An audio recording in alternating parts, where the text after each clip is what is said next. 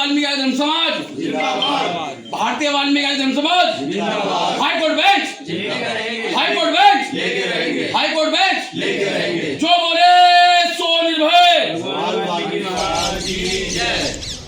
पश्चिम उत्तर प्रदेश में high court bench की स्थापना को लेकर चल रहे 50 वर्षीय संघर्ष को अब और मजबूती मिल रही है। भारतीय वाल्मीकि आदि धर्म समाज भारत ने संघर्ष समिति द्वारा घोषित 17 दिसंबर के मेरठ बंद का आधिकारिक समर्थन कर दिया है। प्रदेश अध्यक्ष लोकेश टंडन द्वारा जारी समर्थन पत्र में कहा गया कि पश्चिमी यूपी की जनता को सस्ता, सुलभ और त्वरित न्याय दिलाने के लिए हाईकोर्ट बेंच अब अत्यंत आवश्यक हो चुकी है। संघर्ष समिति के निर्णय के अनुसार मेरठ बार एसोसिएशन ने भी 17 दिसंबर को बंद का आह्वान किया है, जिसका भारतीय वाल्मीकि आदि धर्म समाज द्वारा स्वागत किया गया है। राष्ट्रीय संचालक वीर श्रेष्ठ महेश टाक, प्रदेश प्रभारी वीर मोनिंदर सूद और वरिष्ठ समाज सेवी रविंद्र वैद के नेतृत्व में समाज ने साफ कहा है कि हम संघर्ष समिति के साथ कंधे से कंधा मिलाकर खड़े हैं। हाईकोर्ट बेंच की स्थापना अब पश्चिमी यूपी की जनता का अधिकार है और इस लड़ाई में हमारा पूर्ण समर्थन जारी रहेगा। भारतीय वाल्मीकि आदि धर्म समाज ने उम्मीद जताई है कि संघर्ष समिति के नेतृत्व में शीघ्र ही पश्चिमी उत्तर प्रदेश में हाई कोर्ट की खंडपीठ स्थापित होगी, जिससे लाखों लोगों को न्याय की राह आसान होगी।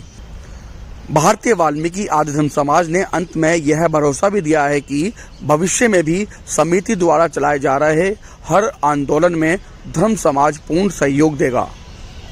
मेरा नाम मनिंदर सूद वाल्मीकि है। मैं प्रांतीय प्रभारी उत्तर भारतीय वाल्मीकि आदि धर्म समाज से। आज हमारे प्रांतीय अध्यक्ष लोकेश टंडन जी के नेतृत्व में और रविंद्र वैद जी के नेतृत्व में भारतीय वाल्मीकि आदि धर्म समाज की तरफ से, पूरे समाज की तरफ से हाईकोर्ट बेंच की मांग के लिए हम लोगों ने समर्थन दिया है। और समर्थन के साथ साथ जो भी संघर्ष होगा उसमें कहीं भारतीय वाल्मीकि धर्म समाज पूरी तरीके से संघर्ष में अग्रणी भूमिका में रहेगा।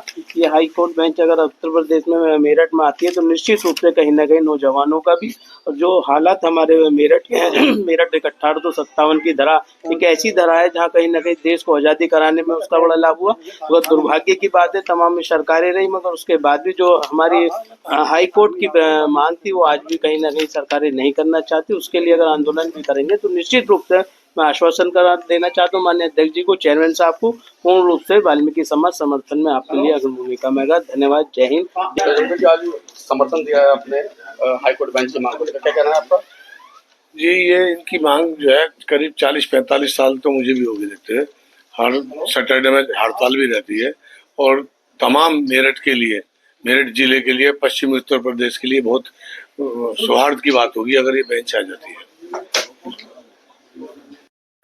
क्या नाम आपका? मैं राजेंद्र सिंह राणा, एडवोकेट, महामंत्री मेरठ बार एसोसिएशन और संयोजक उत्तर प्रदेश संघर्ष समिति का। 17 तारीख को बंद रहने वाला है, क्या रूपरेखा रहने वाली है, तो क्या क्या तैयारी चल रही है? देखिए, जैसा कि आप लोग देख पा रहे हैं कि हमें लगातार जो हम चाहते थे कि पब्लिक हमारे साथ जुड़े, तो जनता हमारे साथ जुड़ी है और सरकार भी कहीं ना कहीं अब गंभीर है।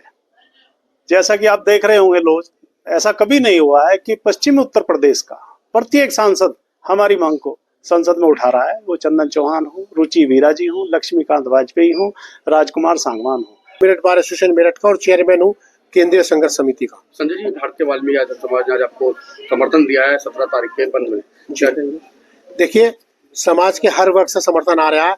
अब तक लगभग 100 से ज्यादा समर्थन पत्र हमारे पास आ चुके हैं और हर वर्ग से, व्यापारी वर्ग हो, IMA हो, पेट्रोल पंप की संस्थाएं हो, हर वर्ग से हमें समर्थन आ रहा है। और पश्चिमी उत्तर प्रदेश की जनता के साथ जो पिछले 50 सालों से अन्याय हो रहा है वो लड़ाई अब एक निर्णायक मोड़ पर है और हमें पूरी उम्मीद है कि हम बहुत जल्द इस निर्णायक मोड़ को पार करके अपनी मंजिल पा लेंगे।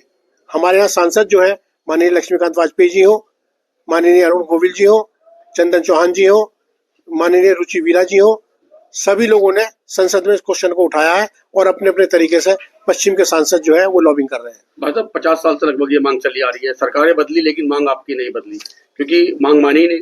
अब क्या कहेंगे? देखिए, ये हमारी मांग नहीं है, ये पश्चिम उत्तर प्रदेश की आवश्यकता है। क्यों सरकार इसको डिले कर रही है, ये कारण तो सरकार बता सकती है, लेकिन जब कोल्हापुर में 6 जिलों पर 1.5 करोड़ की आबादी पर बेंच दी जा सकती है तो पश्चिमी उत्तर प्रदेश की, जिसकी आबादी 8 से 9 करोड़ है, 22 जिले हैं, उनके साथ क्यों अन्याय हो रहा है, ये आप जो है सरकार से पूछिए।